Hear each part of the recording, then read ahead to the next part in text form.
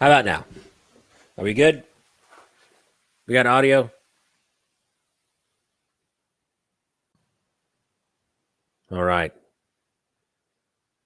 Like I said, I saw this guy on the Hank Strange podcast a few times, and oh wait, Robert, do we have audio yet, buddy? Let me check. Okay, good, good. Well, without further ado, let's invite him to the stream. Babyface P, what's up, buddy? Hey, How you doing, man? doing well. How about you? Good, good, good. Man, hey, thank you so much for coming on and doing this. I I thought I thought that podcast with Hank was pretty good. It was fun. No, it's amazing how quickly those 2 hours go by. Yeah, and it's always just 2 hours. Yeah, so he does his show from 7 to 9 every Monday through Friday. I usually only do the Monday episodes. There we go. Man, that is rough. Yeah, I don't know how he does it personally. It's pretty ridiculous. Yeah, it chews you up. Mm-hmm. All right, in the chat we got Chris, Deadly D, Barry. I love Barry.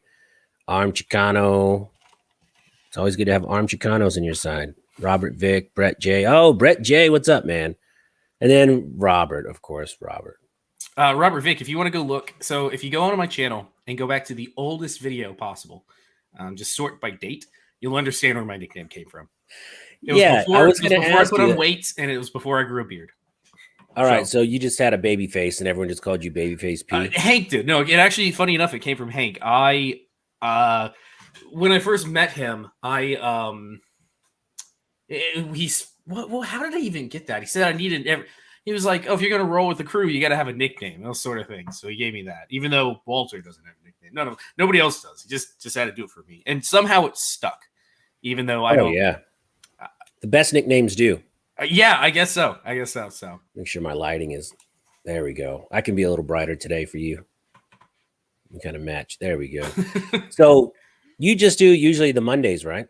Mm-hmm. Yep. I do Mondays, and if I have to fill in, other days I'll fill in, but primarily the Monday. He's my favorite from WMF Falcons. So tell Hank. So after we were on the podcast, I did a deep dive on your channel, and man, I got to tell you, it is pretty interesting. In what way? Interesting could go either direction. Well, I'm just curious. Are you monetized at all? Oh yeah. And how are you monetized with some of those videos? I'm about 10% monetized. I was going to say because 90% of my videos do not get monetized. Yeah, like the AK builds. I bought an AK parts kit and tried to do something like that, but I would never film it and put it on. So one thing for me is I've never seen YouTube as I have a job outside of YouTube. YouTube is not my primary focus, and I've talked to people who have told me of different ways of making. Did you hear about Kentucky Ballistics? Yeah, I guess we'll get into that too if you didn't see that. Sorry, Adventures with Levi asked. I've never wanted to use YouTube as like a sole money making thing. I've always been more interested in proliferating firearm ownership, and for me, that doesn't mean going out and buying a Smith & Wesson or a Colt or whatever. It means you as an American have the right to build whatever you want in your garage in your spare time. Right. We'll get into that. Yeah, nobody can tell you not to. We'll go jewels deep into that. Tyler James, what's up, man? Hey, I'm still waiting for my jingle. I thought my channel should have like a cool jingle. And Tyler James music here. Still waiting on it, man. So let's see. What happened to Kentucky Ballistics? Oh, you haven't seen. He was shooting a 50 cal. It's won by a guy in Tampa. What's his name? Shit. Can't think of his name. It's not Walters. It's not Safety Harbor's 50 cal. It's another one that I can't think of the guy's name offhand. He was putting Sabo rounds in it, and it literally exploded and pretty damn near almost killed him. He go look at his video he posted today. He's very lucky he didn't lose an eye, and very lucky he's not dead. 100%, like not even a joke. Like one of the rounds. So when the 50 cal blew up, two of the locking lugs sheared, and one of them went right through his neck and like took a chunk out of his jugular. He said he was bleeding profusely. He didn't sever it. Oh my God. Broken arm. For anybody out there that doesn't wear eye protection, good reason to wear eye pro. The back cap that's threaded came off straight into his ocular cavity and broke a couple bones, or broke his ocular bones.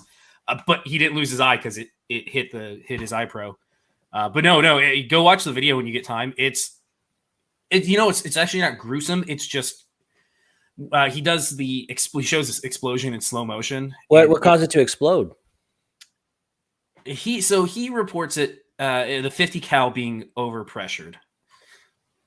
Okay. He bought military surplus Sabo 50s, which you would typically shoot that out of, I don't know, a helicopter, mounted machine gun. You wouldn't be shooting it out of a Barrett or anything like that. Right. And the best guess that I have is he said he bought them surplus. He has no idea where they came from. They've just been rolling around somewhere.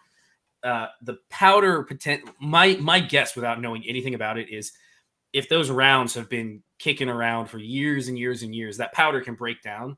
And if if the powder doesn't have its correct structure and size and everything, it changes the properties of it drastically. So the pressure spike was enough to literally just kaboom the entire 50 cal, mostly into his face. But no, he's lucky to be seriously lucky. What brand was that 50 cal? What was his name? Serbu. It's a Serbu's 50 cal. Serbu, right? Not a good design. So if you look at and mind you, I'm having Chick-fil-A. We have Chick-fil-A for dinner. Well, I just scarfed down a burger myself. Yeah. Mind you, if you look at the design of that Serbu 50, it is not designed to fail nicely. Let's say that. It's just a thread cap on the back that holds all the pressure in against two small locking lugs. So when that high pressure, it shot it straight up the back. A bolt gun, you wouldn't have that problem. You can't shear bolts off them. Adventures with Levi says it lacerated his jugular vein and his right lung collapsed. Holy smokes. And what he said, and I probably believe him, is his dad does all his filming. I didn't realize it was a family effort, but when he realized there was a hole here, he took his shirt and tied it up and stuck his finger into his neck to keep the blood from pouring out. And then they hauled ass to the hospital. But no, unbelievable. He's very lucky to be alive. Very, very lucky. Yeah, I'm going to get this a lot tonight. So I did that meet and greet last weekend, and the range we're at, they brought out 2 full auto guns for us to shoot. I saw that. How'd you like the MP5? That's the first time I've ever shot full auto anything. Oh, you I was so excited I forgot to pull my glasses down, and everybody's gonna say something. 3 magazines later, I was like, "Oh yeah, glasses." And my buddy Mike was like, "Hey, you forgot your glasses." I'm like, "Oh crap, I can't use any of that footage, really." Exactly, because if you put that footage up, everybody is gonna go, "Where are your glasses? Where are your pro?" Oh, they're already talking smack. I have to say, you got a treat. If that's the first full auto you shot, it doesn't get any better than an MP5. The Uzi was okay. Like he had rate of fire is nice. Uzi and an MP5, and the MP5 was so easy to shoot. It's just tick, tick, tick, tick, tick, tick, tick. If you ever get the chance, the only thing better than an MP5 is a full auto MP5 ST, because then there's no noise. It's just the tick sound of the round kicking out out of the chamber. A suppressed. Oh man, that would be pretty sweet. It's amazing. But no, MP5. The Uzi is cool. The rate of fire on an Uzi is really nice. That's the reason why it's such a good gun. Sound. It's tick, tick, tick, tick, tick. Just like the movies. Yeah. Oh man, that was unreal. Let's see what else above that. We got to shoot. I know a guy that has a belt-fed HK23, I think is what it is. It's a belt-fed that you can convert between 308 and 556. No kidding. Yeah, it's a pretty neat thing. There's a carriage, and you change out the carriage mechanism in the barrel, and you can swap between 556 and 308. Full auto. It has a trigger pack in it. It's amazing. It was really cool. Yeah, it was funny. So when he brought it out, everyone's shooting. There was about 40-ish people there. That's a nice turnout. Yeah, everyone's shooting their pistols, having a good time. And he goes, "Well, You guys supply the ammo, and you can shoot these 2 full autos. Everyone started unloading their magazines. They're like, "Oh, Oh let's yeah. just save." Yeah. Oh, it was Were nuts. they range guns or were they somebody's personal? They're range guns. Okay. That range, man, they really, really hooked it up. I mean, you couldn't ask for better service. Full auto. It's everybody deserves it. Everybody should have it. If I anybody out there wish. hasn't run a full auto, do it because it just puts a smile on your face. I tell Oh, you puts a smile on what, your the face. few people that didn't make it to that meetup really are regretting it because they're Yeah, I like, bet. I yeah, bet. because it was just so much fun. I'm a little spoiled because Safety Harbor Firearms is an 030, 0703. So he's a manufacturer and an SOT. So he can make any full auto he wants. So I've shot all of his. He's M16, Uzis, MP5s, MP5. So how does that work? He can make it, but he just can't sell it, right? I think he can make them he can produce them to sell, but the craziest thing is he can make them and sell them to governmental entities or police departments, or another 0703, I believe is how it works. He could sell to somebody else that's got the same licensing. Can't sell to a civilian, can't sell to a regular person. And the funniest thing about having an 0703 license is you can paper as many full autos as you want. You can stack them floor to ceiling if you want to. You can't go buy one. So in 0307, he couldn't go and say, well, I want to purchase a off-the-shelf MP5 or an off-the-shelf Colt M16 or one. Can't do that. But he can machine his own, paper them, and he could have floor to ceiling MP5s as long as he produced them, but you can't buy them.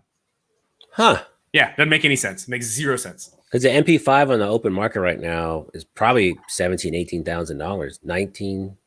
If you could pick one up for 19, I would tell you to do it tomorrow. The going rate on a full auto MP5 is about 35. Holy smokes, that's bananas. 35 for an MP5. An Uzi runs about 10 to 12. You can sometimes get a deal on an Uzi. Colts, M16s, depending on if you want a full receiver, a sear only, or like a lightning links, and drop and auto sears tend to be 15 to 20. Receivers, full guns tend to be 20 to 30. And then if you start talking specialty, there are a couple like M60s on the NFA. You can buy an M60 and those things go for $80,000 because there's only a handful of them. When you start talking about the rare stuff, that's when the prices start going real fast up. Oh, we got Reeves custom holster in the house. This guy just made a really sweet. Oh, I don't have that. Is that the one you were talking about last week? Yeah. Oh, I showed it last week. It had the smash. Yeah, you showed it off. It looked good. Range cost me a ton of money, worth every penny. I know it. It's full auto, it just, you can't. I don't know that I've ever seen anybody shoot full auto and not just smile. Just it puts a smile on your face. Right. It does. I couldn't stop smiling the whole day. I was like, man, I wish I had brought more ammo. I'm glad I didn't. Because you would just. I gave out about 1,000 rounds of 9, and I brought 1,000 rounds, and I just had a couple boxes out here and there for people just to grab. But man, I think I would have. You would have shot through all of it. Yeah, no, burned through all of it. If you don't have access to a full auto all the time, then you just want to burn all the ammo because it just is so much fun. I don't want to think about how much money it was, but it was a lot of fun. It's worth it. It's worth it. One day I need to go out to the what's that shoot in Kentucky that they do? Oh, the machine gun shoot. Yeah, the big machine gun shoot out there. I would love to go out that and because they got 50 cals, they got M2s, they got anything you could imagine. They have it. Somebody's got it out there. Yeah. So you've been making videos for like 6-7 years, but seriously, kind of like 4 years, right?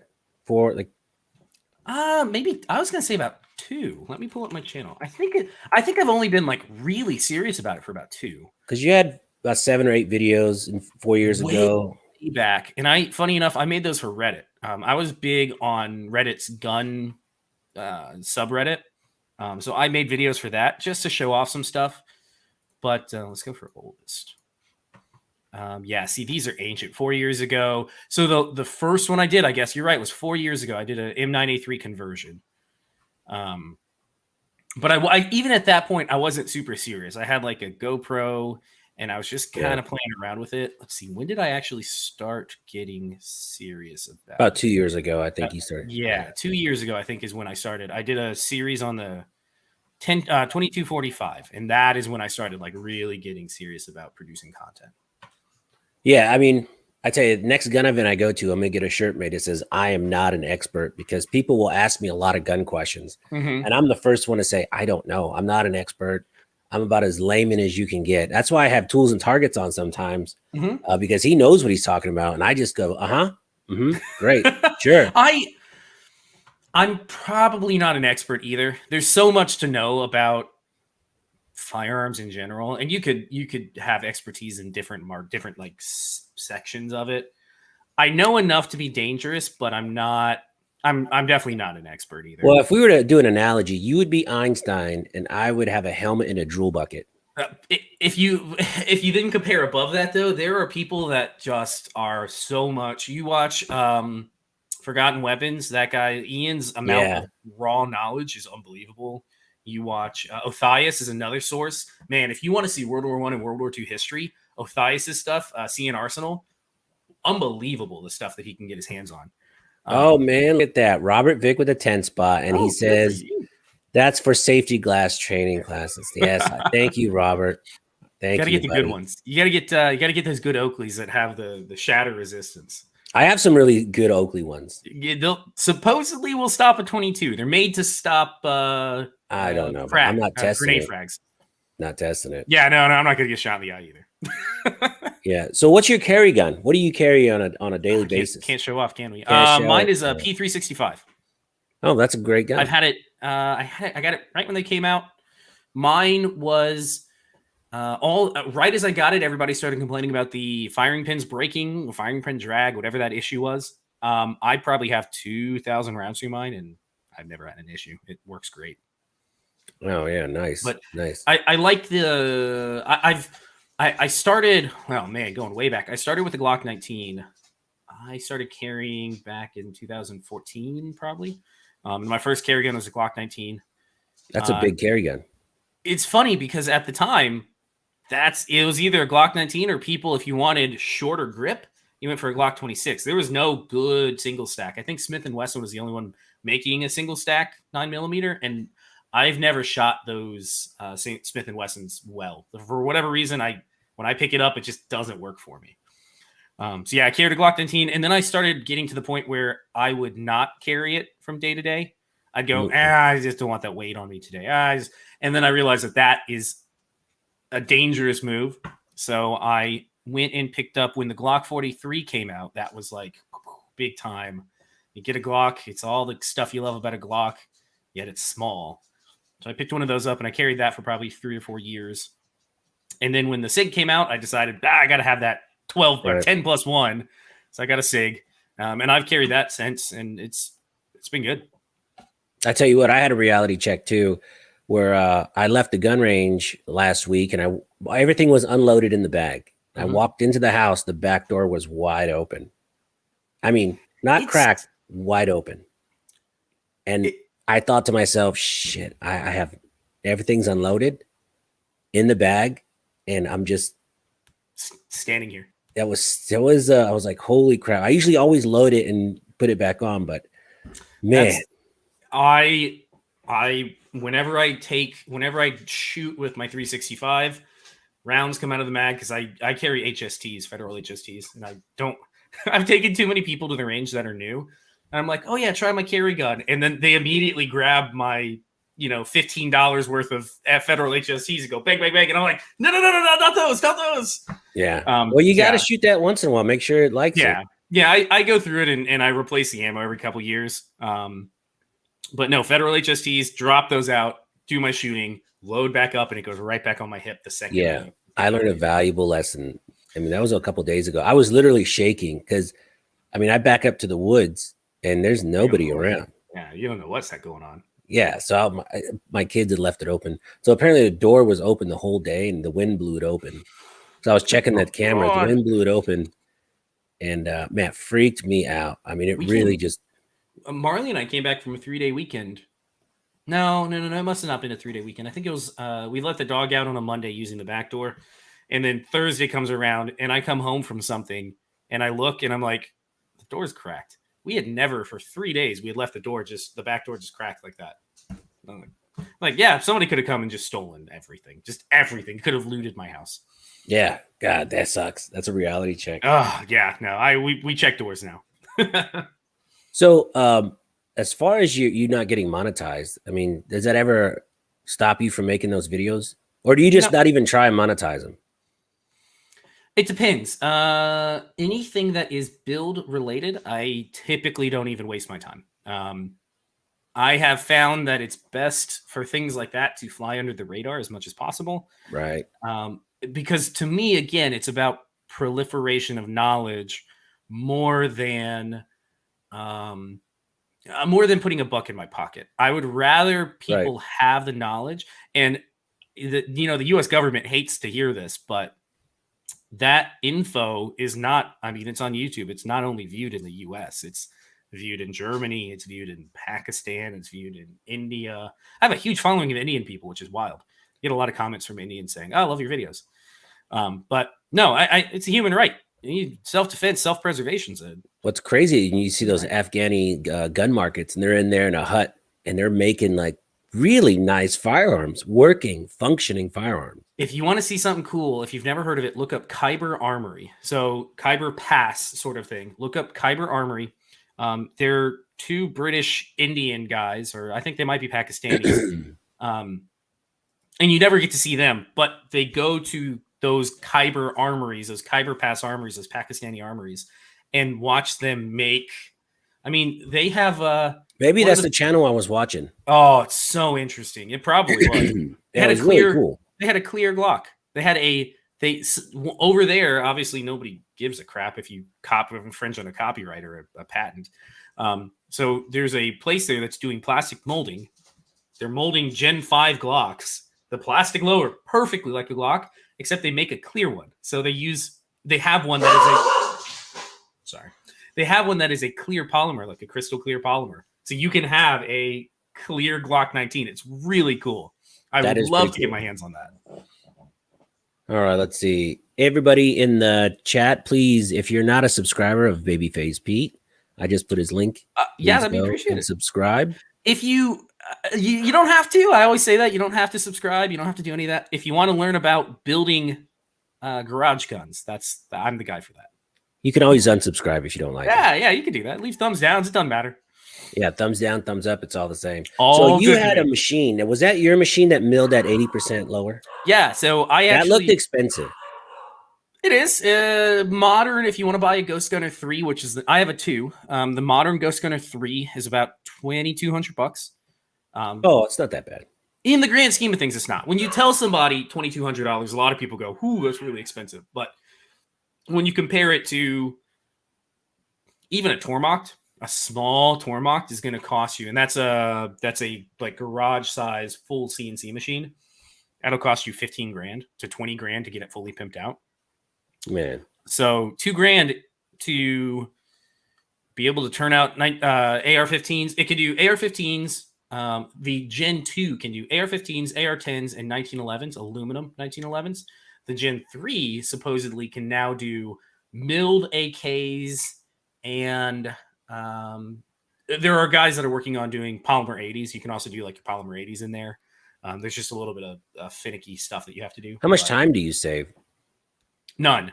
So that's the big thing, is it takes about 3 hours to do it. Well, no, I can't say that. How much time do I save? Because a lot of people complain about that. I've gotten comments where it's like, I'd rather just get the drill press out and with the jigs and all that. And I'm like, while you're doing that for an hour, screwing around with it, I just press a button and go drink a beer. Like I don't have to screw around with the drill press. Time is money. Yeah, exactly. So because I saw you set it up, it looks like the setup takes about 15 minutes. About that, and then the actual cut time about.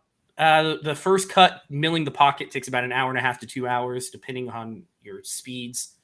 And then the second, once you get the pocket milled out, you flip it top ways, you drill the pins, and you ream out the safety selector. And that takes about just under an hour, 45 minutes. Because I really want to do one. It's just I think I'm I'm all thumbs, man. I don't know how You know, any of that stuff. the funny thing about that is they when I first got it, I thought it was going to be complex as well because it is just a mini milling machine. It runs G code. It's open source. You can do anything you want. Their cut code is really, really straightforward. Um, it tells you it not only describes what to do, it gives you photos like pictures of like sit it up here, put this bolt here, put this bolt Oh, here. nice. It's almost foolproof. There's only issues that you see. There's a couple of Facebook, or there's one primarily one Facebook group where you see, man, you were just getting paid tonight. Oh, Triple H in the house. Thank you. That money's going to go to the 3D printer I'm probably going to get next month. I would love to. That's the next subject we want to talk about. Yeah. Do you have a 3D printer? Not yet. I have a friend that has one. He's got a Ender 3 Pro, and he has yet to get into firearms, but soon. Him and I are soon going to work on it. Because I've seen that stuff. You know, you go 4 years ago, they just blow up and break and crack. Last year, They work. they're working pretty okay. In 2 more years, they're going to be rock solid.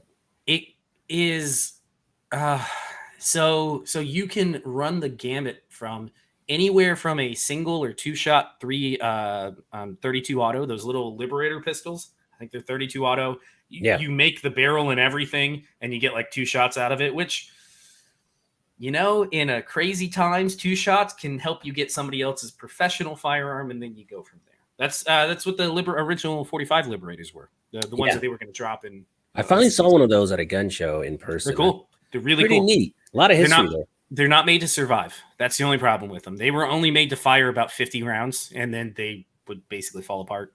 Right. There is a company that's making them new, though. You can get a modern produced one with a nicely rifled barrel, well put together. But I think it's like $800. It's expensive. It's cool, though. It's pretty neat. I would love to have one. We got you one new sub at least. Yeah, I appreciate it. Barry McFarland. My good friend Barry. Barry McFarland. We'll see you on Monday. I think all my videos typically come out Monday at 7 a.m. You guys keep a pretty regular schedule? Mm-hmm. It's the thing that I found for me with working on growing a user base. I found that a regular schedule where people can expect my content at a certain time on a certain day helps. If I have overflow, then I'll typically do like a small Friday video. But once a week has been enough. Because again, remember, I'm not necessarily in it it's not a full-time gig for me. It's just it's a fun outlet. I'm going to be doing all this stuff, building all this crap anyways. I might as well film it.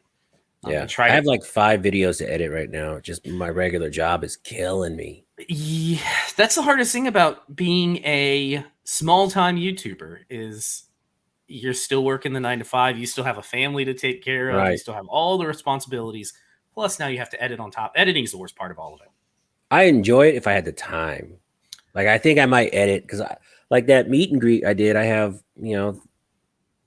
4 solid hours worth of video to go through. And that's so much. Oh, that's so much. I'm just going to do a montage. Yeah, that is just too much. Yeah.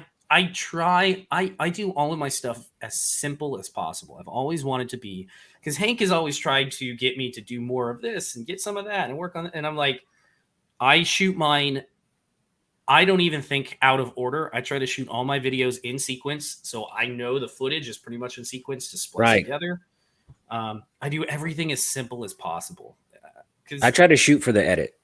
So I'll just do one long take. That way I can just edit it. Oh yeah, see, Hank does that too. He'll do a 45-minute video and then sit and chop, splice, and put together. Yeah. I'll do takes. I'll do 2 minutes here, 2 minutes here, start and stop, and then I know I can splice it. Well, I had a buddy of mine come out and do. I didn't give him clear instructions, so he took about an hour of video, but most of it's like 10, 15, 20-second clips. So he sent me 280 15-second clips, 20-second clips. I'm like, nobody wants to watch that. Nobody's gonna watch that. But it's real. He has this crazy Sony camera, 8K, blah blah blah something. I don't know, but I've found mine looks like a GoPro compared to his. The other thing that I found is I have a certain level of quality that I strive for, and that's kind of my upper limit. So I spent some money on. This camera here is a Canon M5. M50? I'm sorry. This one's an M50 with a currently a good camera. Got a 22 millimeter lens on it. My new main camera is an M6 Mark II. Marley let me splurge on that because it has 1080p 128 frames a second, so you get actually a nice slow motion.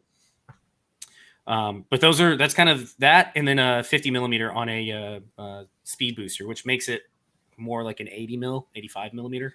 There's one camera I was watching. I love videography. Yeah. And I feel that most YouTubers' videos are trash. Mm-hmm. Yep. They Most people don't consider any of it. They don't put any effort into it, and it's echoey or dark. Or that's one thing that when I trash. started my channel is I wanted to strive for a certain level of quality. There are times where I feel like I can do better, but Right. there's like, I want a certain image quality. I want a certain sound quality. But I want that mixed with the simplicity of onboard audio. I never want to do like lapel mics, because then you have to splice your audio. That's a whole nother thing. I never want to do that. I've tried that before. That can be a pain. It sounds great. If you got the time to sit down and edit all that audio together, you got to do your clap intro, all that. It's just too much for me. So I have an onboard mic, a hot shoe mounted mic.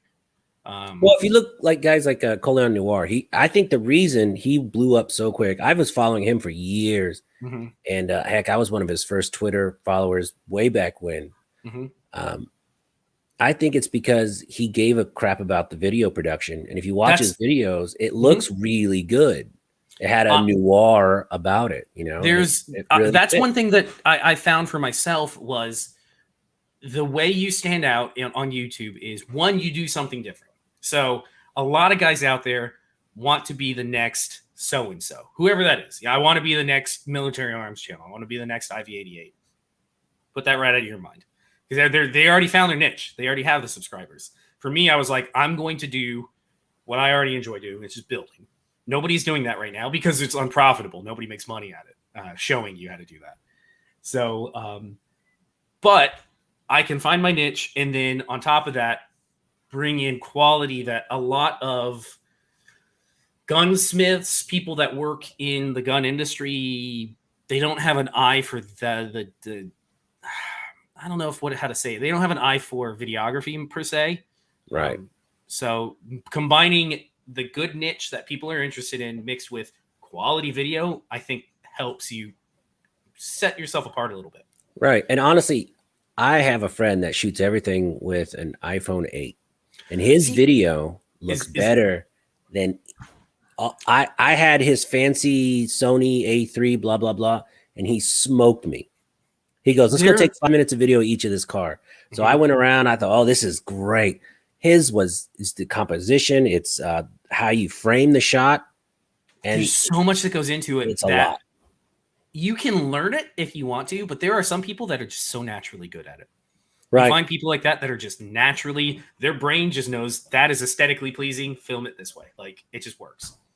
Yeah. So like one video you did that I really enjoyed, because I went back, I watched, I think almost all of them. I liked how how a silencer sounds like, because that's a big misconception. People think, oh, it's absolutely quiet. You can't hear it. It's a whisper. I have that video taught me a couple of lessons. One, never shoot a video and go, this is trash. I'm just going to do it real quick, because I regret that now. I regret not taking my time to make that video look better, because it looks terrible. I'm wearing a shirt. I don't want to say anything, but the brand of shirt that I wore that day was a old sponsor of somebody else's channel. They weren't a sponsor anymore, so I didn't want to show them off. So I went digging through Hank's and Lola's shirt pile from SHOT Show. The only thing they had was the Henry rifle shirt that I was wearing, which was a size too big. I wear a large. It was an extra large. So it looks huge on me. I looked like frumpy. And then the videography's not that great. It's just like everything I see, I'm just like, that I could have done that so much better. Why did that video? Why was that the one that blows up? Like, you have I love that video. That was a great video. I see. I think it's terrible. I'm not. Well, it's like, the content of the video too. A lot of people. That's why a lot of people don't start a YouTube. Oh, I don't have a nice camera. Oh, I don't know how to do this. Just turn it on. I found that it's the story. People want the story. If you can tell the story in whatever way possible, somebody will tune in for it. My 100%. channel is just me because I am no way an expert. I'm literally going to get a hat that says "Not an expert." Don't ask me technical questions. And I drive around looking for ammo, and then now I'm on a journey, just learning as much as I can about guns and just making friends. I've met Rabbit probably hole.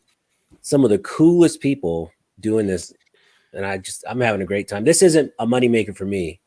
Mhm. This is just because It can be. So I've learned that in time it can be. I know another channel that's making 10 grand a month.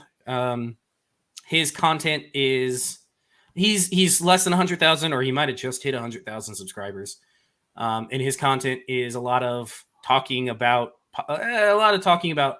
things going on currently, and then some videos about a lot of taking a knife and pointing at a bulletin board, and people will know who that is. I don't watch a He's lot doing of people's channel. he's doing pretty well, and there's a whole formula to it. You can turn your channel into money making if you want to. I just have never been interested in that. For me, I'm more interested in sharing the knowledge that I have taken hours and hours and hours trying to find. So things that people don't know, things that you will never look up, like this. Nobody will ever go out and buy a copy of the Colt double action revolvers, even though this is for anybody that wants to gunsmith the Colt revolver. This is the Bible. But there's so much knowledge in old books like this that people don't even realize. They don't even know exists. And then Right. the internet has ruined all that, because experts used to be able, you could call somebody or take it to a gun shop, and they were real true experts that would tell you, like, yeah, back in the 1900s they did it this way. Back in 1920, this is how they do it. But the internet never lies to me. Exactly. The internet never lies, and everybody has a different opinion on everything. So Right. I've always tried to, any of the information that I bring to videos, I always try to reference it out first. I will run it across. If I don't know how to do something, I always start with a Google search, see what the internet says. Then I usually will call BWE Firearms. He's a master gunsmith in Orlando. He's a good friend. He's been gunsmithing for 35 years, almost 40 years, something like that. So he knows, he's one of those that has so much knowledge, you could never get it out of him. It's just so much built-in knowledge. Reference material is always good, but there's a lot of data, the info out there that people just don't know. Right. It just has kind of fallen, especially with gunsmithing. A lot of gunsmithing, it's a dying art. The info that used to be shared from master to apprentice has just kind of fallen by the wayside. Yeah, like my dad was a master mechanic for 30 years. I can change a tire. Exactly. I don't know anything about cars. I know enough. I can work on cars. I can diagnose problems, but a car mechanics is not, machinery like that doesn't hit my part of my brain for whatever reason. I like cleaning guns a lot. I love cleaning guns. See, That's my jam. Guns are a machine. When you think of it like that, guns are just a machine. And when you start getting into like gunsmithing and things like that, it's the same as an auto mechanic. It's almost identical. It's just different set of tools, a different set of, I wouldn't even call it a different set of skills. You just have a different knowledge base. It's all hand manipulations of machinery. Right. So yeah, for whatever reason, guns and then heavy machinery. I have a small machine shop in my garage. I have a lathe, a mill, and a welder, and some other stuff. That has, for whatever reason, that type of stuff really just sets my brain off. Like, that's what I enjoy. Yeah, that's cool stuff. Everybody in the chat, if you're not a subscriber, please subscribe to Babyface P. He has lots of cool stuff on how to put things together you're not really supposed to be putting together on the internet. Not on YouTube. You're not on YouTube. YouTube. They'll catch up to me eventually, but until that time, I will. Oh, you have my old link. The easiest way is youtube.com/babyfaceP. That is. Hey, I did my Smash Time Did one. you? Did you? Yes. Good. It gave me a weird YouTube/C/Smash Time. You can ignore the C, I believe. Let me try. Oh, yeah, that was really cool. Smash. We got Michael Henderson in the chat, B-Noise in the chat. So the C, for whatever reason they put that there, you can ignore the C and tell people just to go to youtube.com/smashtime, and it will work. What? Oh yeah, you don't have to tell them C. Nice. I have the same thing. Mine is C Babyface P or whatever. No, it's easy. It makes it easy because then you go youtube.com/babyfaceP. Nice. That's awesome. Especially because there's some rapper out there named Babyface P saying when you Yeah, I saw his channel. in the search algorithm, even though my channel I think is bigger, in the search algorithm they push music harder than they push outdoors content or whatever they consider me. Yeah, So his channel always populates higher. So that's why I always tell people the URL because right. then you can't get it wrong and it sticks in your brain. Hey, so I am looking at that Kel-Tec Cp33, and I know you did a video on it. How much do you like Kel-Tec products? Enough that I have. Well, some are great, some are okay. Um, I have actually, I can't even say that. I have two at the house right now, and I used to have more. Um, I currently have a sub 2000 that I just picked up like 2 weeks ago. Those are so cool. I like it. It's Uh, ugly, but it's cool. I'm spoiled now because, and I can't even compare the two. Like, it's unfair to compare the two. My dream gun has always been an MP5. So when I built the MP5, I am now spoiled, and I'm pointing because it's right off camera. I'm spoiled on the MP5 because it's the best 9mm sub caliber gun you can fire. It's the creme de la creme. It's pretty So cool. when you compare roller delayed blowback to direct blowback on a light little platform like that, it's just not the same. But for what it is, for a $400 folding 9mm that takes Glock bags, it's pretty awesome. Yeah, it's really Yeah. cool. Well, So a I have buddy of that one. mine, one of the subscribers, Mersa, shout out Mhm. Mersa, he brought a not automatic MP5 and we got to shoot that. So I got to shoot a non automatic and an automatic in the same day. So that was really a treat. It's the most gentle 9mm sub caliber gun you can get. It's just the 9mm It's very gentle. the roller delay blowback is just it feels like nothing else on the market. And have you ever shot a HK, a G3, or a SetMe, or even the HK33, which is a 5.56 gun? I have yet to experience that. You need to try those. Those are also roller delay. So HK had their whole family of roller delay in all of the calibers. And roller delay, comparing something even like a high-end gun, say like a Scar 17, comparing a Scar 17, which is a gentle shooting 308, to an HK, set me or a G3. There's something about that roller delay that just is a pleasant, it's a very pleasant recoil into your shoulder. I love roller delay guns. Nice. So back to the Kel-Tec, yeah, CP33. CP33. I got to shoot it. You look It's like you were enjoying it. Would you buy it and add it to your collection? That's my it question. always depends on the price. The problem I have with Kel-Tecs is the street price starts out way too high and then finally comes down to MSRP and then finally trickles down to where it should be. If you can get it under MSRP, what are they? Do you know what they go for right now? Mm. $4.99 is what I think Sportsman last Warehouse. time I saw one was almost $600. Yeah, no, That was not too for much. that. Yeah. Not for that. If you can get it for 400, a little over 400, Man, that yeah. is like real street prices. I mean, 500 looks like it's the going rate for a regularly priced. So if you can get it for like 450, 425, oh, absolutely. Like it's the worst part of it is loading the magazines because you have to sit there forever and Yeah, that looked a little confusing. That looked like it was time consuming. once you get the hang of it, it wasn't bad. Once we kind of figured out the best way to make sure they were staggering correctly, it wasn't too bad. It was though. It takes like 5 minutes a magazine to load, and then you empty it in 30 seconds. So, Right. um, the only thing about that gun, it needs a pistol brace or it needs to be SBR'd because if you put a stock on that, oh, it would be the cool stock in a suppressor would be super cool. Really. Oh yeah, I don't know if I'm sure somebody makes this. Let's see if somebody makes a pistol brace. Maybe. Maybe. Yeah, that's what I like about watching you on the Hank Strange podcast. Shout out to Hank Strange. It's like you're always either fact checking or looking stuff up, and you're always keeping the oddball information kind of truthful.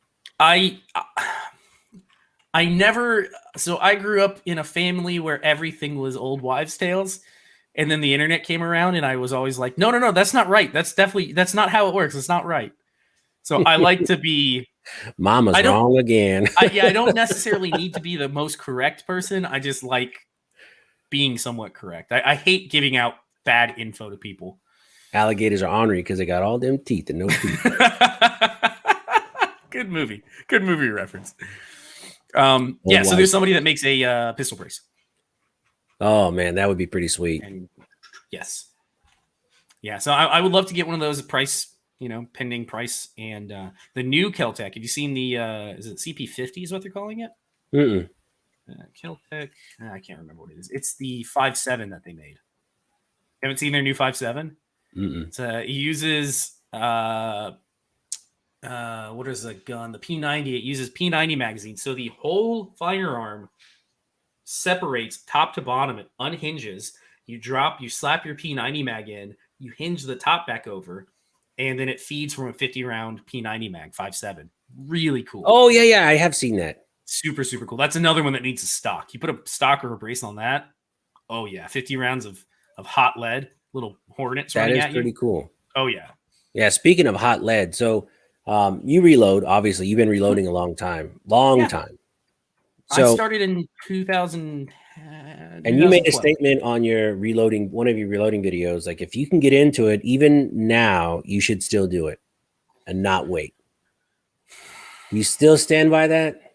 Because I want to get in the reloading. I'm saving brass, but I don't know. And I've heard it from a couple people, tools and targets, that it's a little bit more expensive.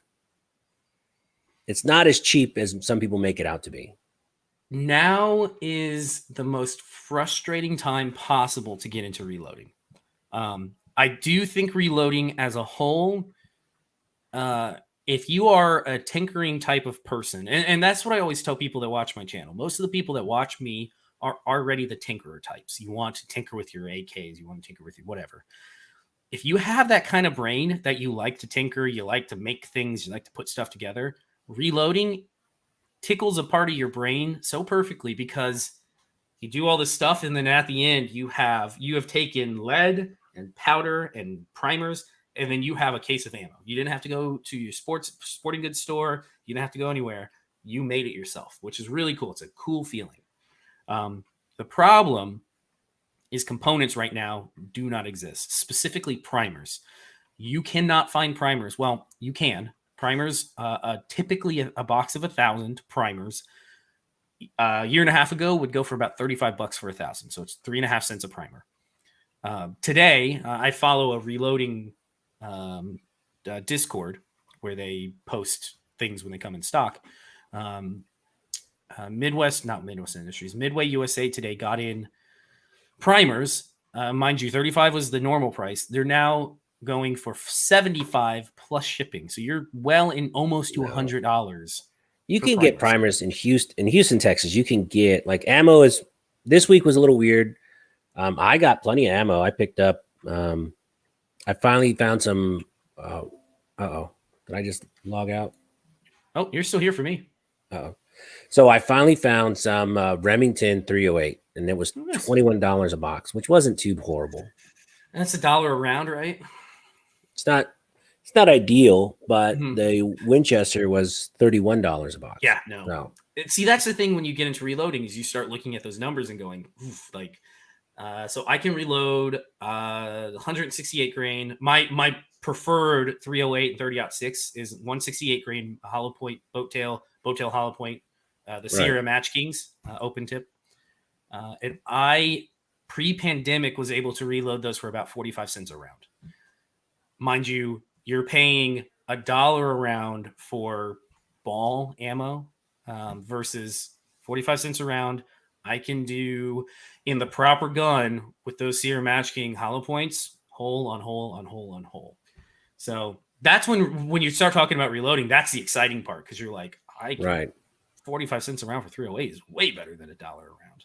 Plus, it's the satisfaction of just doing it yourself. It is. There is a big satisfaction to it of I made this. This is mine. And there are steps you can go. Just the beginning of reloading is you buy primer, you buy powders, you buy casings, and you buy bullets. You put them together in the right ratios, and you don't blow up. And it feels pretty good. You can take that further. And recently, within the last couple of years, I got into like casting. 308, not 308. 300 Blackout. When 300 Blackout first came out, they were going for well over $1 a round for subsonic. 220 grain subs were like $1.50 sometimes. And I'm cheap. I don't want to pay that. with casting, I got it down to the primer was 3.5 cents. The lead was like a penny. I think I was 7 cents around for lead cast, hard cast lead, 300 blackout, and it was No kidding. just as quiet.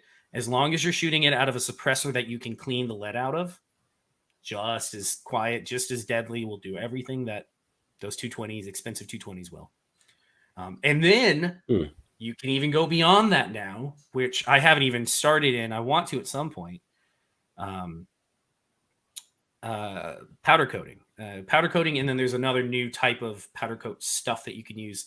So you don't even have to worry about lead getting in your barrel or lead getting in your suppressor, because you powder coat the bullets, load them, and the powder coat works like a copper jacket. So you don't. Oh, that's very cool. Yeah. So the reloading community is really cool, because everybody in the reloading community has that kind of mechanical aptitude and prepper-y mindset, the mindset of like, I want to build my own. Like, everybody has that brain about them, which is cool. Yeah. All right, let's talk about how the government is now. This is tinfoil hat time. I was watching one of your podcasts, and you were just blown away that no one's talking about aliens right now. Like, aliens came down, and it's not on the news, right? Nowhere. Isn't that crazy? Nope. Nobody cares. Nobody cares. Aliens are here, obviously, because I'm a firm believer. Walter was funny because cares. Walter was the one that was like, "Oh, it's a UFO. We don't know what they are. They could be something." And it's like, the Russians don't have that tech. The Chinese don't have that tech. If the Chinese barely have an aircraft carrier that. If we don't know what it is, it's an alien. It's got to be an alien. Yeah, that came out. It was on Tucker Carlson, and nobody said a damn. Nobody has made a stink about it. It's like, nobody cares that there are aliens just beaming up cows. And I was telling someone that same day, I'm like, look, there's aliens. And they're like, yeah, pass the ketchup. I think we're so desensitized to the idea of there being aliens that it's time for the government to come out and be like, they're real. Yeah, we know they're real.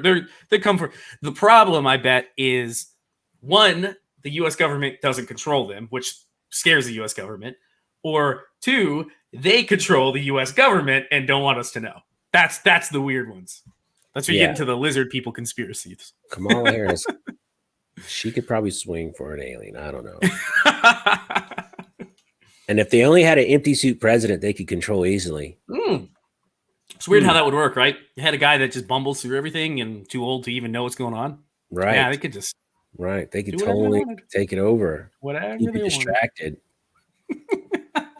Yeah, we just, it's this great idea. Theoretically, if we distract everybody with racial issues, we start a race war, and then we have a president that we can just make them do whatever we want. It's the perfect combination. And what if the aliens were allergic to us and we had to get this certain shot? Maybe they're never coming around my house. How can we get the whole world to take a shot so we can protect ourselves from the alien? Because that shot does change your RNA. Just saying. Yeah, it's part alien RNA. That's what it is. That's a little freaky. Just saying. Anyway, I wanted to go down that rabbit hole because when I saw that, I was like, yes, that's when I first saw you. I'm like, this guy right here, buddy. Yeah, right people don't care. I don't understand how people. Nobody cares.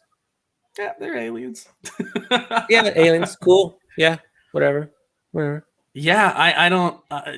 People, I think, in general, are so desensitized to just life in general that you could tell them things like, by the way, Biden's actually an alien. He's running.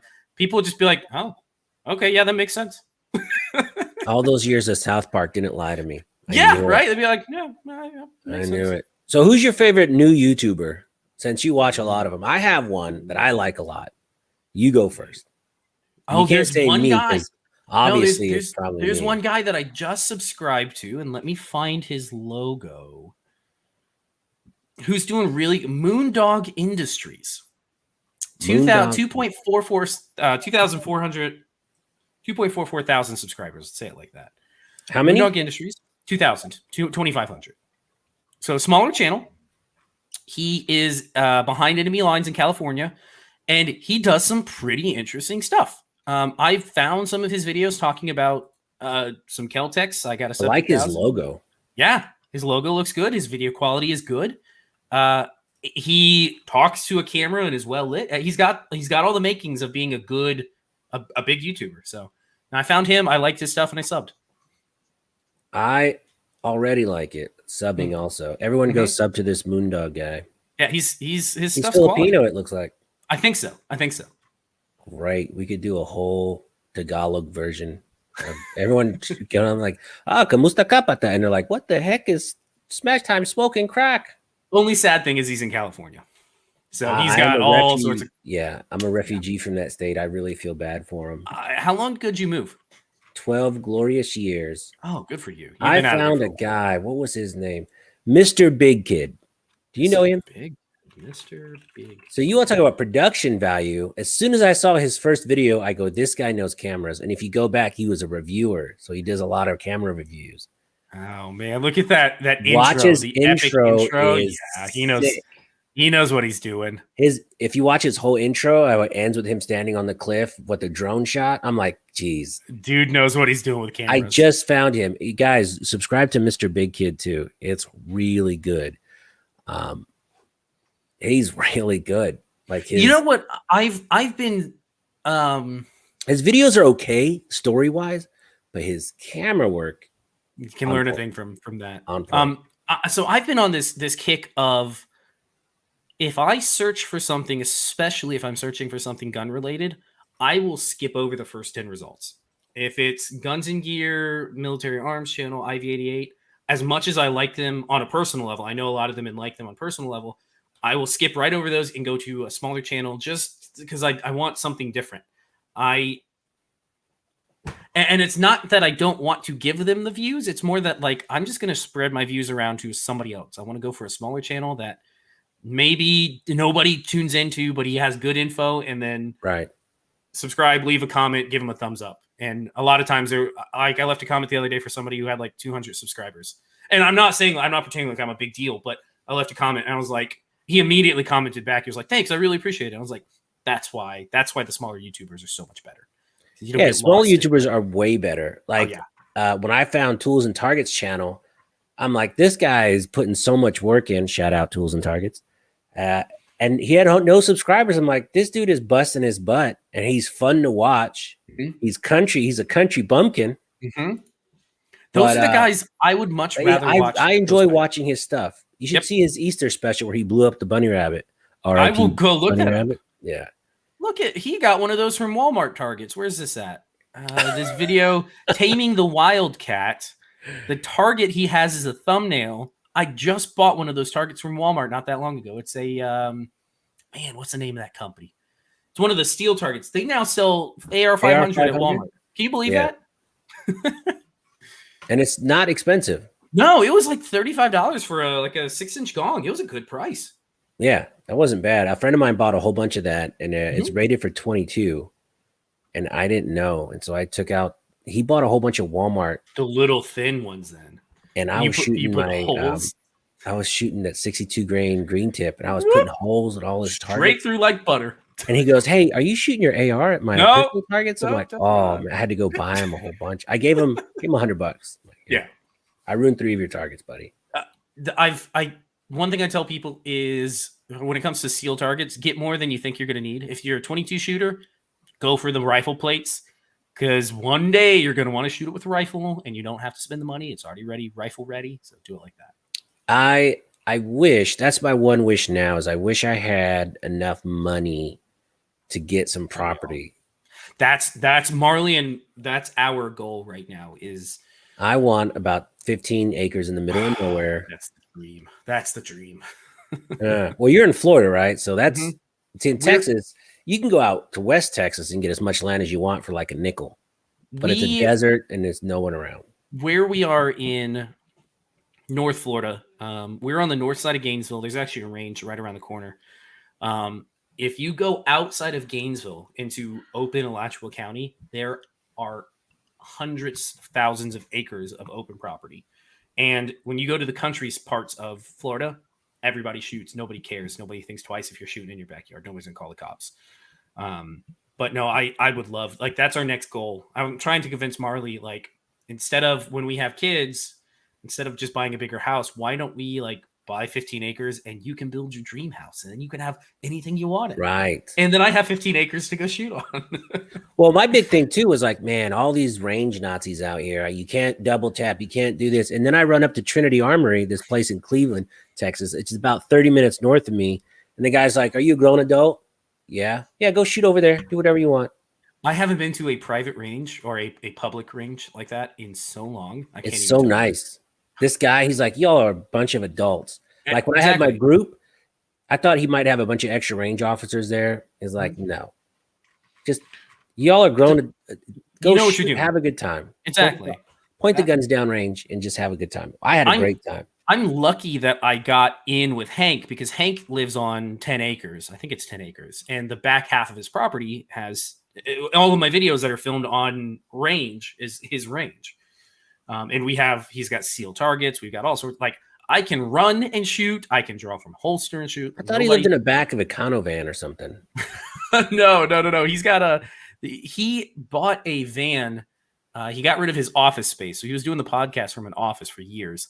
He got tired of it because the internet sucked. So he got rid of the lease or rent, whatever he was doing for that office space, and instead picked up a note on a van and uses that now. But no, they have like 10 acres out in other side of Gainesville, and he's got property. And it's just nice because if I go over there, a lot of times he's just working on stuff. So I have the entire range to myself. I just set up the camera and do whatever I want, have fun. Bring friends. Yeah, Hank's an interesting guy. Like I went back and I tried to do a deep dive in his podcast and his channels, but there's so much content. There's too much. You have to be looking for something specific, and you'll probably find back years, like 6 years, 7 years, and it's still Hank at SHOT Show, Hank in the background at the IVAA thing. I mean, he's everywhere. He knows. The funny thing is, I don't know if he even touts this, but he knows all the big shots. He's friends. He's like texting friends with all the bigwigs. Oh yeah. That's obvious. He's been around for a long time. He knows all of them. There's something algorithmically or something community wise. He's never risen much above that 100,000 mark. I don't know why. He always says that the algorithm hates him. YouTube has put like a black mark on his channel, so it just can't get views. Which is why he's moving all of his stuff over to the van content, because that van content makes way more money. Van content is money right now. Oh my God, people are loving that stuff. I was crushing it for a few months, and I got like 10,000 subscribers in about 3 months. Yeah, and then I did one video got demonetized, and then I had 4 or 5 get demonetized, and I had to dispute them, and then now. They say there's no shadow ban or whatever. Oh, you're on a blacklist, 100%. But yeah, I went from being pushed out like to a lot of people to nothing. When it was just me running around looking at ammo. As soon as I started doing anything with a gun, that was it. This is it is kind of sad that this is my hobby, because if I had some other hobby that was not despised by YouTube, I could make a shitload of money. I guarantee I could make so much money, but I know what I like, and I'm going to stick to it. I think Hank should get an A-Team replica van. Oh man, with his head. Get his wrapped. The one that he has, have it wrapped. You should get it wrapped in black with a red stripe down the side. That would be money. But it's wild. He's got one video of a walkthrough. He did he filmed the walkthrough when he did that van, and it's well over 100,000 views. It's only been 4 weeks. Van life. There was a girl that did a van life video. She titled it correctly. Her very first video. She's attractive. She titled it correctly. Something van life. 1 million views in a month. Her very first video. But the photography was outstanding. Now she's like, 10 million subscribers. It's crazy. She puts out a video at once a month. And she's making bank. Making enough to do whatever she's doing. It's the industry, this industry, and I'm sure there are others. I don't know what they are. I just happen to be in this one, but the dog fighting industry is, yeah. They treat like we're all the Michael Vicks. It's just they don't want us here, and they do whatever they can to make sure we do not get views. You have to go out of your way to find gun content. B-Noise says, "It's the girl with the dreads." Yeah, I think she does have dreads. I mean, it's a really entertaining channel. It's a great video, but somebody put that video together that just clicked every single YouTube algorithm, and it was phenomenal. There And are other. she's smoking hot too. So See, that helps. That helps. But yeah, that helps. there are people that know the algorithm, because there are people in this industry that are still doing well. Did you Brandon Herrera is a friend of mine. Have you seen did you see his rise that he had? Yeah, but then again, look, he has a lot of personality. And When he good does looks. his videos, it's not just guns. Like there's a lot of gun tubers that are smart guys that are boring to watch. Mm-hmm. Like I love Nut and Fancy. I love him, It is boring. but I can't sit through his videos. I watch the first 5 minutes and the last 2 minutes. Mm-hmm. It's just too long. I mean, this generation is too Brandon now. Herrera is good looking. He's got a good personality. He's got good quality, and he hits the audience. He's somehow found a way to tap into the. What I was saying to Marley the while ago was, he strikes me as the new. Brendan Fraser. No, he strikes me as the new. He's the Encino man of FPS guns. Russia. That's what I see him as. He's I think hit it off. FPS is just he was an anomaly. Like I remember his very first video came out, and I was doing Graveyard, Mm-hmm. and I remember watching this guy shoot the that automatic shotgun. Yep, the AA-12. Yeah, and I was like, that is amazing. He tapped into the gaming market because he's a big gamer. Yeah. And I think Brandon is doing the same thing. He somehow has tapped into that probably 15 to 24 gaming market, and those people consume content like crazy. Young men 15 to 24 consume a lot of YouTube content. So he's hit that one well. Yeah, like but he also has a team behind him that helps. Like I cracked the window on my GTR and I got to replace it, and everyone's like, "Dude, you should just shoot through the window as you drive. You get so many views." And I thought about it for a second. I was like, you know, I shot my GTR.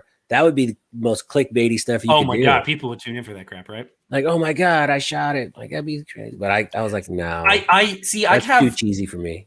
That's my thing. Is I have limits. I definitely have limits. There are certain things where I'm like, I could clickbait this. I could put a stupid thumbnail and people would tune in. No, I'm not going to do that. I'm not going to do that. I have my limits. I don't need it. I'm not looking for views. Like I don't need that. But yeah, look, Thomas Skiblo said he's a beautiful man, no homo. Exactly. No, Brandon. No gay, but I think you should tell him he's the Encino man of guns now, because he does look like Brendan Fraser a little. His channel it skyrocketed, but he has a good personality and he taps into it. Mm-hmm. Now I'm not saying somebody that lives on a ranch does the same thing, but I used to watch his videos when he first started. Different personality. Don't watch it anymore.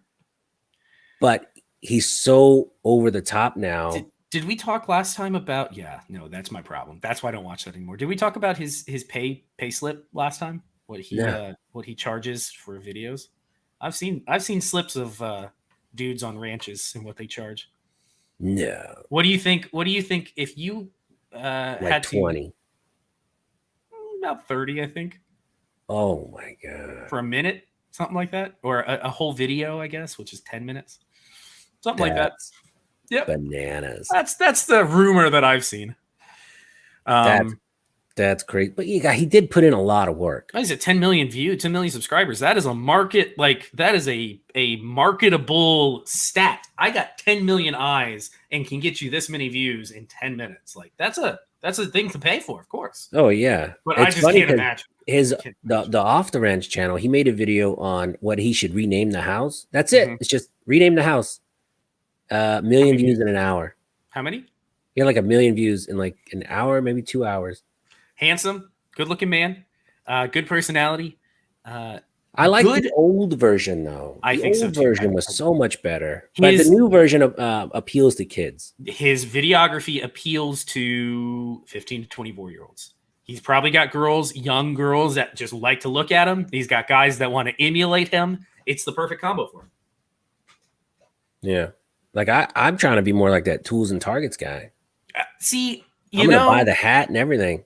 I have found for me, my goal has always been 100,000. If I ever get to 100,000, I feel like I made it. That's all I need. I don't need any more than that. And I'm a quarter of the way there, which is pretty exciting. Like that's a big deal. But I've always found that I'm not gonna sell out. I want to do my thing. I'm gonna control it. It's gonna be me. It's gonna whatever you see on camera is who I am. Like that's what you get. You don't get fake. You don't get me pretending. It's just you just get who I am. For me personally, I found that you will find people that you resonate with when you just act like yourself.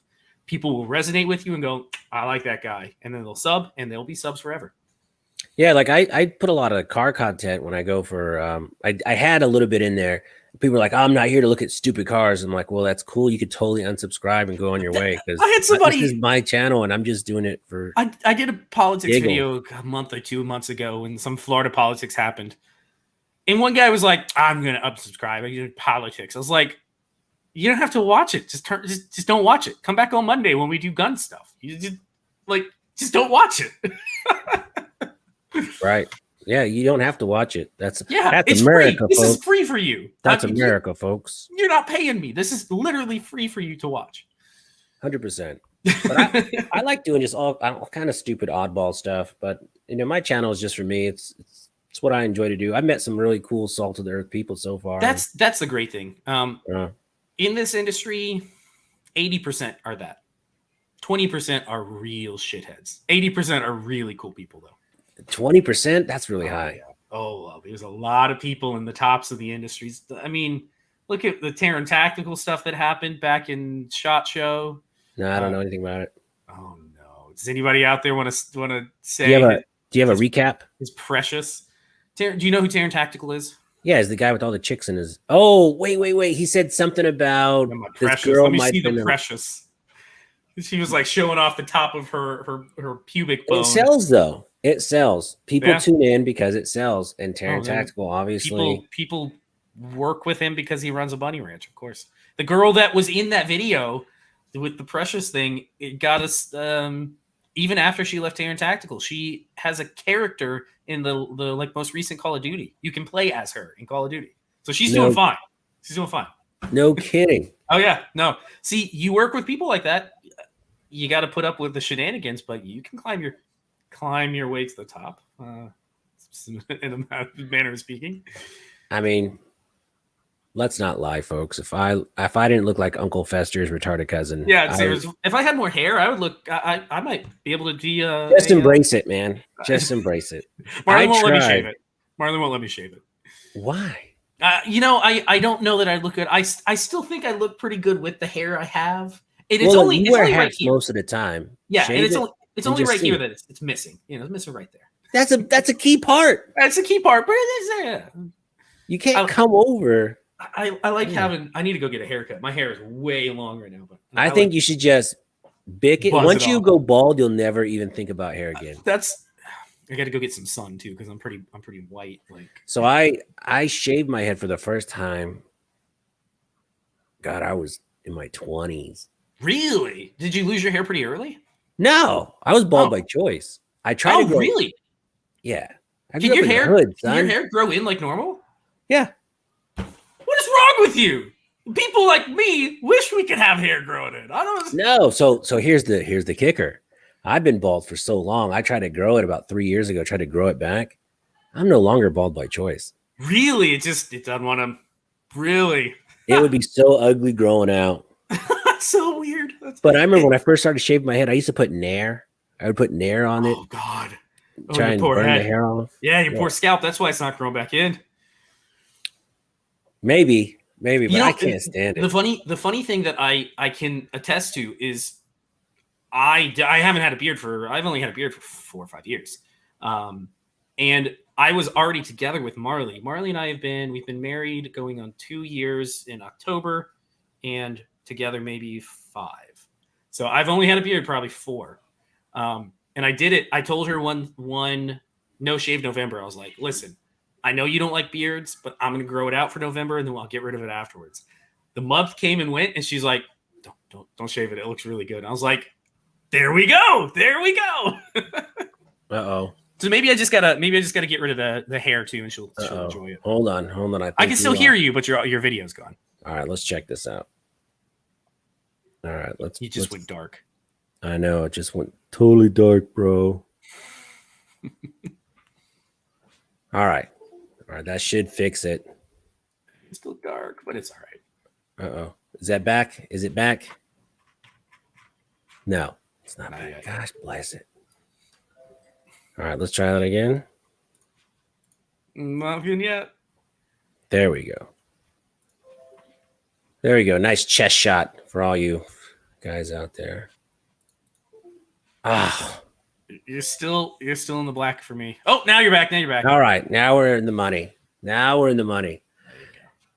You know, my brother was calling because I use my phone now as my camera, and I forgot to put the airplane mode on. Yeah. Okay. So I had everyone calling me, asking me questions now. I'll edit that part out, folks. Sorry about that. Sorry about that. But no, I'm not ready to give it up yet. I hear a lot of guys that shave their heads go like, there's a time and a place where it's just get rid of it, and I just haven't. I haven't quite. I don't know that I would ever fully shave my head. I think I would just kind of. Yes, you would. A number 2 razor, just. That's a start. That's a start. That's what I would start with. But once you shave it, you'll never grow it back. Marley won't let me at the moment. Maybe one day. Well, you'll be like babyface prison version P. Exactly. I'd have to get like a big like spider tattoo or something. Skull on the top of my head. All right. So who's your favorite non-gun YouTuber? Unrelated to the industry. Oh, you know who that? Let me pull up. Who do I watch most of? Non-gun tuber. What's that guy's name? I have a couple. One of them is, what is his name? Hold on, let me pull up a video. Well, I'll pull up. Well, let me do. I like Flossie Carter. He's a tech YouTuber. I dig. Okay, Accursed Farms is the one I like. Oh, Accursed Farms. He does video game content. Oh, do you play video games? Oh yeah. That's what do you play? I'm a PC gamer at heart, and my Steam library is huge.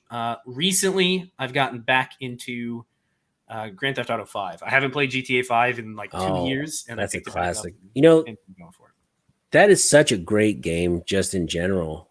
Mm-hmm. The story was so good, so rich. Red Dead, another one. Played through that story. If you haven't played Red Dead, that is a good story. I couldn't get into it. Really, the beginning is slow. I'll give credit. The snow area until you get out of the mountains, it's very slow. Once you get out of the mountains, though, everything picks up. Arthur Morgan is such a, I don't know, he's such a relatable character for a lot of us. It looked like it was just really repetitive missions, though. Some of them were. There's some follow missions, there's some boring ones, but the story itself is second to none. I think like game of the year quality story. I could probably pick that up really cheap, but I play a lot of Fallout. I used to play Fallout. Did you ever pick up 76? I heard it was terrible. It started out a little rough. Okay.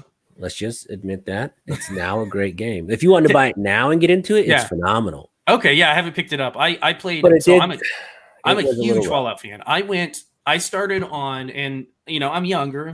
I started on Fallout 3, and I have an ungodly amount of hours in Fallout 3. Then New Vegas came out, and I can't even tell you how many hours I have in New Vegas. I got my little hammer. There you go. Fallout 4, I played a lot of. I don't think I ever beat Fallout 4. I probably have 200 hours on it, never beat it. Because I couldn't pick a faction. I couldn't decide. I have 3,600 hours in Fallout 76. Oh my God. That is impressive. That's pathetic. That is pathetic. That's I would stay up. I'd play it all night, work all day, hang out with the kids, and play. I'd play 4, 5, 6 hours a day. Have you tried Insurgency Sandstorm? I have a very bad addictive personality when it comes to that kind of stuff. So I can't do it. I know the feeling. I even have the power suit helmet. I got all that stuff. Oh man, I would love to have Funko Pops up the wazoo. Well, I'd love to have a full set of power armor, just like a power armor statue. Fallout is my jam. Fallout has been, I did all of those. Fallout 4, never did 76, but I actually went back and replayed the original Fallout 1 with some mods to make it a little bit easier on our modern gamers, because it's some of the stuff in there is terrible, but the game itself holds up real well. Surprising how much you can do in that game. I Very thought pleasant New game. Vegas was phenomenal. Oh, I have hours in New Vegas. I've The beaten that music, game 6, 10 times, probably a ton just of them. the music. Like when before 76 came out, I bought New Vegas and played through, and I had so many good memories. Mm-hmm. Those stupid Romans chasing me around the desert. Mm-hmm. I remember. The So I best picked it up. time. I picked it up when it came out back in college, whatever 2008 or 2009 when it came out. I remember being in college. I picked it up, and don't spoil it. That's the sad. It's my Arthur Morgan never dies.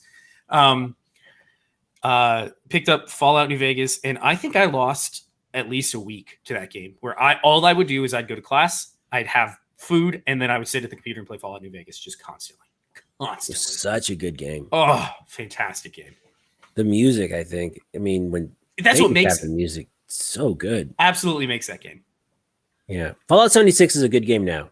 It was garbage when it came out. It was so buggy. I see that's the thing. I never played it because I heard all the reviews when it first launched, and people were like, "Oh, it's a terrible mess. It's a slog fest. It's not fun." So I never. Oh no, it's great now. I might pick it up next time it goes on sale. What we summer sale, Steam summer I mean, sale. summer sale. You can buy that game for like a nickel right now. Yeah, I mean, yeah. yeah.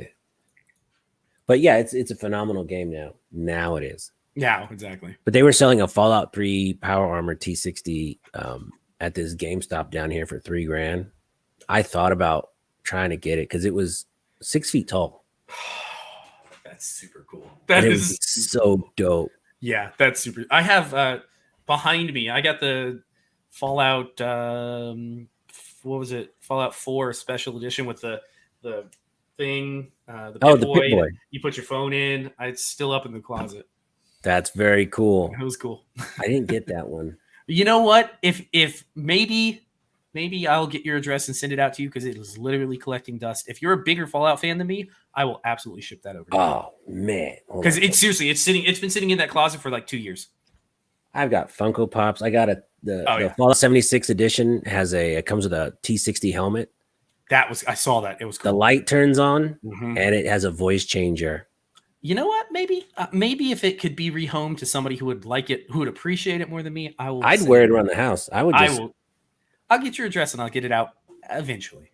Oh man, it's gonna cut off, but you see my Funko Pop? Oh yeah. Okay. Oh my God. Did you ever drink one of the Jones sodas? Yes, I did. I never got to try one. Never got. Want me to send you one? Do you have more than one? I don't want to drink them. They're like collectible. I drank like 6 of them. Oh, I never got a chance to get They one. were so hard to get. They were impossible to get.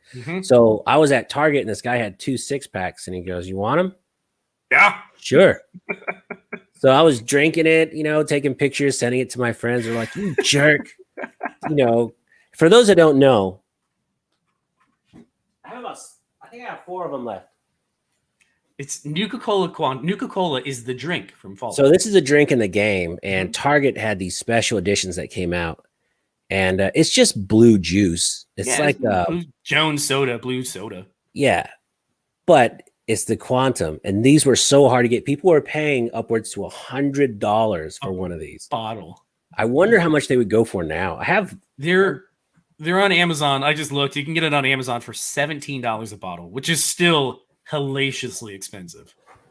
Yeah, but I don't know. For a soda. That's a soda. That should be like 50. I mean, the 6-pack was like $6, right? It was like $1 a bottle. It was like $9. $9. So for a 6-pack. So somebody's asking 17 for a single. So yeah, but I remember at eBay, they were nuts. Way expensive. Oh God.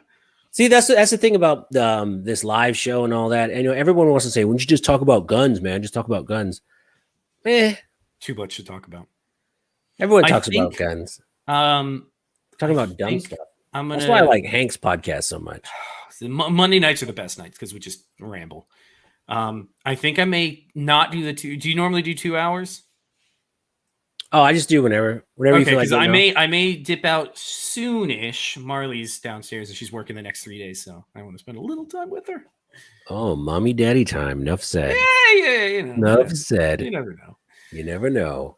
You never know. How a question for you? This is since this is your podcast. How long have you had kids? I have a 19-year-old.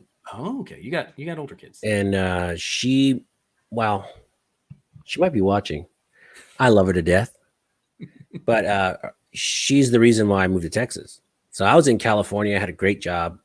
Uh, totally doing the whole Fast and Furious car show stuff, being a complete moron with my friends. And then I get a call one day. It's like, hey, you're dad. You're like, Cool. Who is oh, this? It's me. Me who? I don't know who this is. And then, I took a test. I'm the winner. And I moved to Texas, and I nice. love it. Okay. I absolutely love it. So I used to drive back and forth a lot from California to Houston. And That's insane.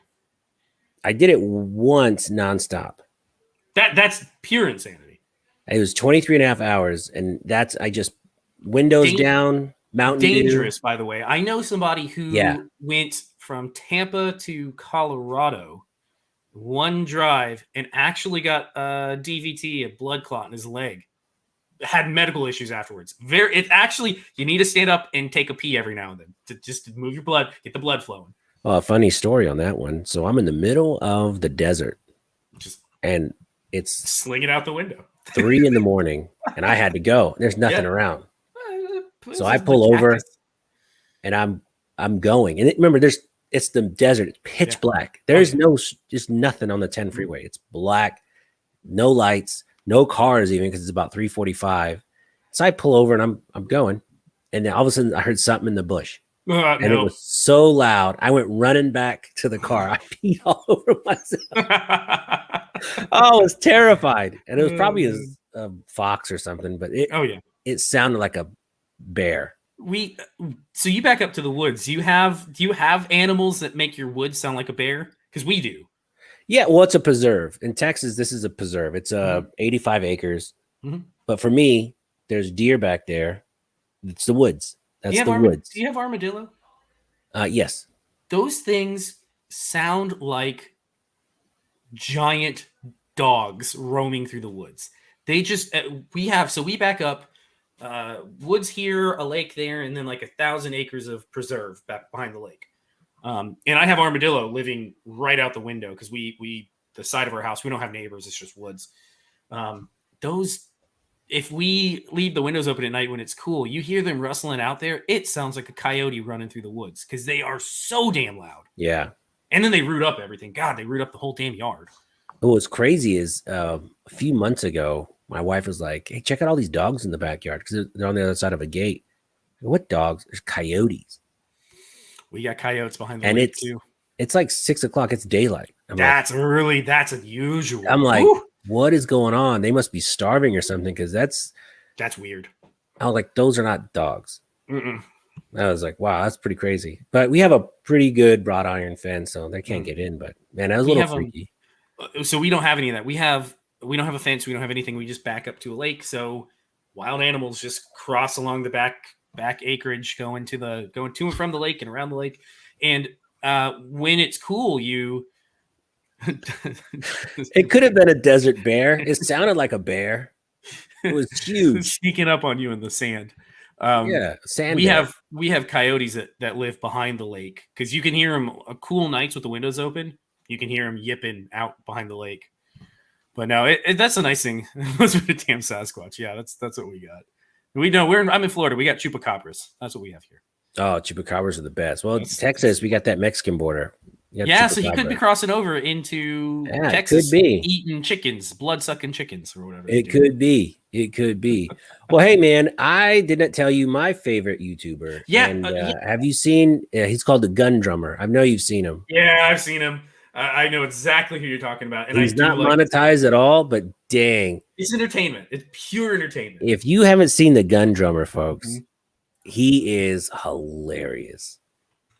His videos are so good. I watched one on accident, and I ended up watching every single one. No way he's monetized, but I'm sure he gets. I think CMMG hooks him up. I mean, he's making a name pretty quick. He's got 191,000 subs. See, that's crazy because when I discovered him a month ago, he was at 38,000. There's something about you gotta find that niche. When you find that niche, it's over. You just blow up. So now, if he starts cutting his own music, non-copyrighted, making money, make a killing. God, all I see right now from March. Oh, this is March of last year, so not too bad. But In modern ammo pricing, I just see dollar bills flying out of that rifle. Oh man, but it's so entertaining. Oh yeah, for sure, for sure. Yeah, Chop Gun Suey, Drummer. System of Down with you. This one. Yeah, Gun Drummer. He is a riot, man. I can't get enough of his channel. It's so good. It's just they're so simple. They're They're so so simple. dumb. It's Like when just he's like staring at the camera shooting. yeah. Oh, that's the best. That is the best. Gun It's so Drummer. funny because it's just such like a simple thing. And you know what? Right. It's a simple 191,000 subs. Are you kidding? Jesus Christ, he's got two little short 308s on How is the that Slipknot song. possible? He got that many. How many subscribers did he get in the last 98? Oh, unbelievable amounts, probably. No, it said he only got 941 subscribers the last 30 days. No. He must have had some huge spike where he blew up. Yeah, because I discovered him maybe 2 months ago and he had around 39,000. It's Or just maybe he had 139. I don't know. it's literally just a dude jamming out, shooting guns. Like, what's not to like about that? Yeah. And shooting a tank. Oh, is there a tank video? Yeah, his Slipknot. He's doing with a tank. Tank. Yeah, if you watch it, you can't get enough of it. Chop There's something. Suey, There's something about Slipknot, it. Toxicity. Oh man. Yeah, there's something about it. Good. Oh yeah, look, he might. I think he has a sponsor, ammo sponsor. It looks like Federal is sending him all ammo. Yeah. Good for him. Oh look, CMMG. Yeah. Oh, I Good guess for he's him. been doing it about a year now. But man, when I first saw him, I was like, this is genius. Yeah. You got to find that niche, and then it just. Yeah. So you want to start? Would you mind if we start wrapping it up? Oh yeah. Hey guys, thank you so much. Let's see. Let me post your channel again real quick because YouTube.com/babyfaceP. Or if you want to follow me on Instagram, yeah. it's Instagram is baby_faceP. Yeah, follow him on Instagram. Follow him. 9420. We talked about it at the very beginning. He's asking, did you guys hear about Kentucky Ballistics? Yeah, we mentioned it at the very beginning. Like he's lucky to be alive. I gotta find that video. Go check his channel today. When we're done here, watch the explosion. Your mind is gonna just. But he's okay now, right? Or is he still in the hospital? No, he's recovering. He's got staples from like here to here. He's got a broken arm. He's got black eye. Go watch. You will be shocked as to how he's alive because he really should. Oh my gosh! Do you see the picture from today? Yeah, he should not be kicking as well as he is. Absolute Missy, I appreciate. He doesn't look that bad. Watch the explosion. Do it. I mean, I don't mind waiting. Go ahead and skip ahead to the explosion. It's like 3 minutes in. Your eyes are gonna go wide. All right, he's putting the shell in. Oh man, is this gonna be weird? He's screwing the thing. Oh, that doesn't look safe at all. I never drawn it once, but 420 is when it blows up. 425. Okay. 428. So I've never done a reaction video. You're about to get one live. Holy schmucks! Yeah, he is lucky to be. He's lucky to have an eye, and he's lucky to be. Oh, I'm so glad he turned away from the camera. So he said he got embedded. He got impaled with part of it. I mean, he shows you the staples. He's very lucky, very very lucky. So is he gonna sue this gun manufacturer? Or? I doubt it. I think he likes the guy. They're friends. I'm pretty sure he's gonna get. Oh, dude, it stripped right off that bolt. Not a good design. See, that was the thing I was saying is that design has no inherent safeties. That plug on the back, the screw-in plug, this just threads on a pipe. Like, guys, no thanks. If you haven't seen this video, immediately go watch it. It will make you rethink not wearing safety glasses. I'm always gonna wear safety glasses again. Oh man. Holy smokes. Safety glasses. Oh, look at his throat. What a cool scar he's gonna have, though. It's straight down to like That's like mid-chest. some Highlander stuff right Oh there. yeah, he All he might needs be. is the paper clips in it. Maybe he is a Highlander now. Maybe that's how you do it these days. You blow up a 50 cal in your face. Yeah, but you know what? I'm not risking it. Not for No. Highlander status. No way. At least he didn't lose his vision in that eye because he's right eye dominant too, right? You know, he said if you watch the whole thing, after this, watch the whole thing. But he had mentioned that he got clocked right in the socket, and he said he went black for a while. He didn't lose his vision, but it must have knocked him senseless. Oh wow, folks! Very if you lucky. haven't seen this, here I'll put the link in the description. He is very, very lucky. Here's a link to the video. Well, I don't want to end this video on that. Hey, thank you so much for coming on. Anytime you just want to come on and BS, please feel free. Mikasa, Sukasa. If you're ever in Texas, what part of Texas are you in? I live in Houston. Houston. If I'm ever in the Houston area, I will They let call you know. that the armpit of Texas, but I don't believe so. I think Houston. I was in Austin a couple years ago for work, but that's if I'm weird. ever in Houston, I will let you know. Yeah, just skip Austin. I didn't like it. There were homeless people living under every overpass. Yeah. Oh, look at that scar! Holy, yeah. He's gonna have some gnarly recovery. Yep. That's like, have you ever seen Two Girls, One Cup? I have, and it's couldn't get through that either. Is chocolate for anybody that doesn't know? It was shown that it was chocolate, but it's still my gag reflex instantly was like, "No, I don't want to see that." I got about 30 seconds in. And I was like, I'm good. Nope, I'm good. Oh man, I want to send this guy a get well card or something. I feel so bad. He's got 1 million subs, and he's now selling a T-shirt about it. He's doing fine. He's gonna have a whole safety glass thing come out now. He's got at the end of the video, he shows a T-shirt that he's had printed that says just put a thumb in it or something, because that's what he did to. So I'm pretty sure people are gonna buy that. He's gonna do fine. All right, guys. Well, thank you so much for watching. I really appreciate it. Babyface Pete, thank you so much for coming on. I really appreciate it. And you guys have a good night. Till next time.